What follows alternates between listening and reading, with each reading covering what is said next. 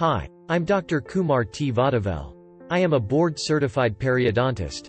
I want to talk to you about getting your teeth white for your next date. You know that you want to impress your date. A nice white smile will certainly help, but you know that your teeth are yellow. A recent survey revealed that people will truly judge you more by your smile and white teeth than they will by your grammar, style of hair, or your clothes.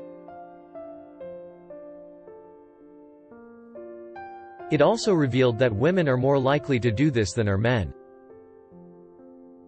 Many stores sell teeth whitening kits today. There are different kinds and they will whiten your teeth some, usually not more than 1 or 2 shades whiter. The drawback is that they can take a minimum of 2 weeks or more to see any results. This is because they have to use weaker chemicals. Getting teeth whitening at a dentist office will produce much better results. This is because the dentist will use stronger chemicals and will take steps to protect your gums, too. Your teeth can be made up to 6 shades whiter in just 1 appointment, and sometimes multiple appointments can achieve even better results.